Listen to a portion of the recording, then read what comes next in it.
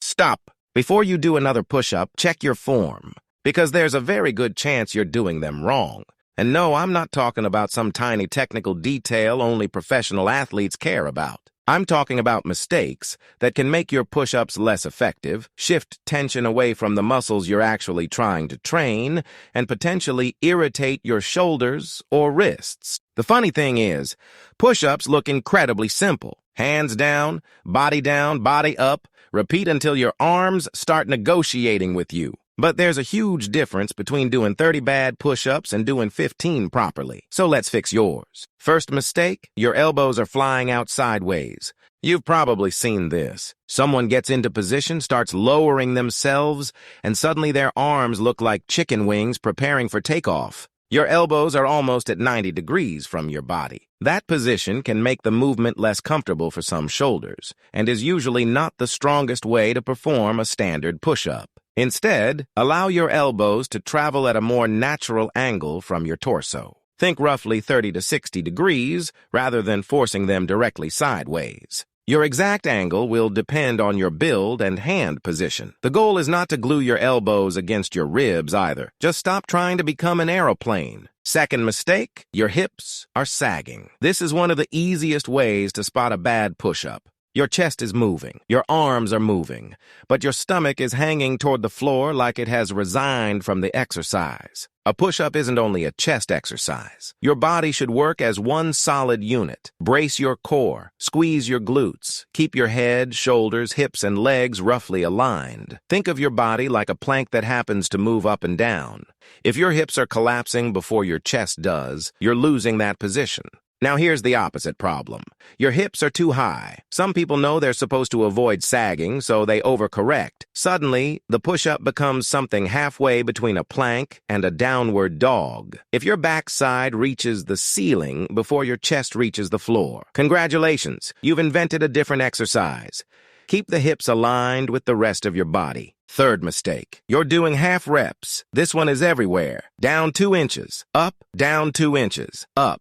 Then someone proudly announces, 50 push-ups. 50 what? For a standard push-up, aim for a controlled range of motion that your shoulders tolerate comfortably. Lower your chest toward the floor while maintaining your body position, then press back up until your arms are straight without aggressively jamming the elbows. If you can't maintain good form through that range yet, that's completely fine. Elevate your hands on a bench, table, or stable surface.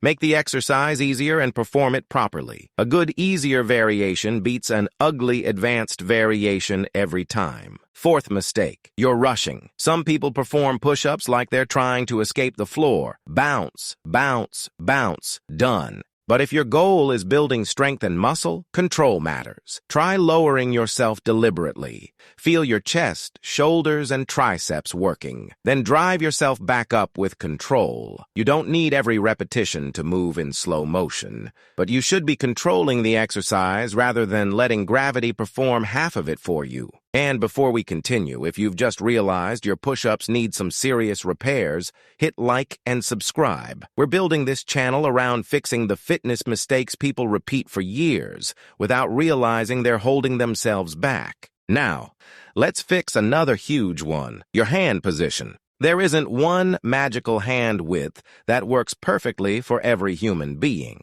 But for a standard push-up, starting around shoulder width or slightly wider is reasonable for many people. Then adjust based on your anatomy and comfort. What you don't want is randomly placing your hands somewhere because that's where they landed. Your hands should feel stable. Spread your fingers. Create solid contact with the floor. And don't ignore wrist discomfort. If your wrists consistently hurt during push-ups, don't just keep grinding through pain because someone online called you weak. You can experiment with push-up handles, dumbbells used safely as handles, an incline variation, or another pressing exercise that feels better. Pain is not proof that an exercise is working. Next mistake, your head is leading the repetition. You've probably seen someone whose face reaches the floor while their chest stays 6 inches away. That's not extra range of motion. That's your neck volunteering for a job nobody offered it. Keep your neck relatively neutral.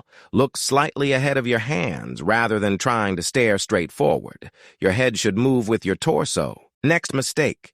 You're treating push-ups like cardio. Doing hundreds of push-ups can improve muscular endurance.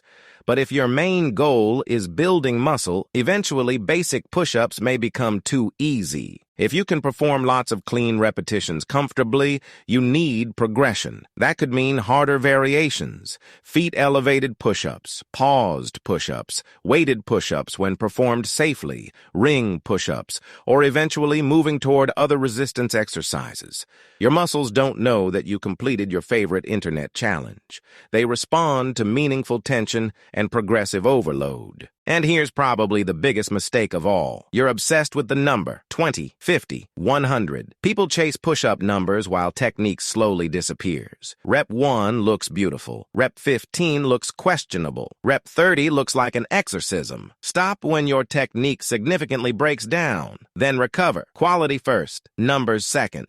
So here's your push-up checklist. Hands stable, core braced, glutes tight, body aligned, elbows moving naturally rather than aggressively flared. Controlled descent, useful range of motion, strong press back up, and progression when the exercise becomes too easy. That's a proper push-up. And here's the challenge. Film yourself doing 10 push-ups from the side. Don't rely on what you think you're doing. Watch the recording. Are your hips dropping? Are you doing half reps? Is your head reaching the floor first? Are your elbows flying sideways? You might be surprised. Fix those mistakes and suddenly 15 good push-ups can feel harder than the 30 bad ones you were doing before. That's good, because the goal isn't to become better at counting push-ups. The goal is to become stronger. And if your push-ups have never really built your chest, there's another problem you need to understand, because push-ups might not be the only thing you're doing wrong. Subscribe, because in the next video we're exposing, you're training your chest wrong. Here's why it won't grow.